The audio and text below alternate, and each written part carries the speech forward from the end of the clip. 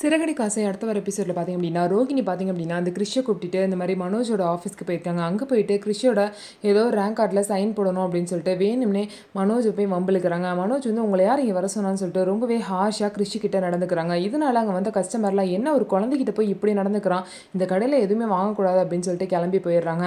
அதுக்கப்புறம் பார்த்தீங்கன்னா இன்னொரு சைடு நீத்து வந்து ரவியோட பேரில் வந்து ஒரு பொட்டிக் வந்து ஸ்டார்ட் பண்ணியிருப்பாங்க. அந்த பொட்டிக்கு பூவெல்லாம் வந்து சிந்தாமணி தான் கொடுக்குறாங்க. இதனால் கோவப்பட்ட ஸ்ருதி பார்த்திங்க அப்படின்னா வீட்டுக்கு வந்து உங்கள் ஃப்ரெண்டு சிந்தாமணி எதுக்காக இந்த மாதிரி வேலையெல்லாம் பண்ணிட்டு இருக்காங்க, அவங்கள ஒழுங்காக இருக்க சொல்லுங்கள், அவங்கள வந்து அந்த நீத்து கூட சேர வேணாம்னு சொல்லி வைங்க, அவளுக்கு பூலாம் கொடுக்க வேணாம்னு சொல்லுங்கன்னு சொல்லிட்டு விஜயா கிட்ட சொல்லுவோம். விஜயாவும் வந்து சிந்தாமணி கிட்ட போய் சொல்கிறாங்க. சிந்தாமணி அப்படியே பிளேட்டை மாற்றி போடுறாங்க. அதெல்லாம் ஒரு காரணம் இருக்குது, நான் பிஸ்னஸ்க்காக மட்டும் பண்ணலை, இந்த மாதிரி அவள் ஏதாவது ஒரு வேலை வந்து ஸ்ருதிக்கு எதிராக பண்ணுவா, அது என்னென்னு தெரிஞ்சுக்கிறதுக்காக தான் நான் மாஸ்டர் அவள் கூட வந்து டைப்பில் இருக்கேன் அப்படின்னு சொல்லிட்டு அவங்களும் என்னென்னமோ காரணத்தை சொல்லி பொய்யான காரணத்தை சொல்லி சமாளிச்சிருவாங்க. அதே வந்து சிந்தாமணி வந்து வீட்டில் சொல்லுவாங்க. ஸோ இதையும் பார்த்திங்க அப்படின்னா முட்டாள்தனமாக எல்லாரும் நம்புவாங்க.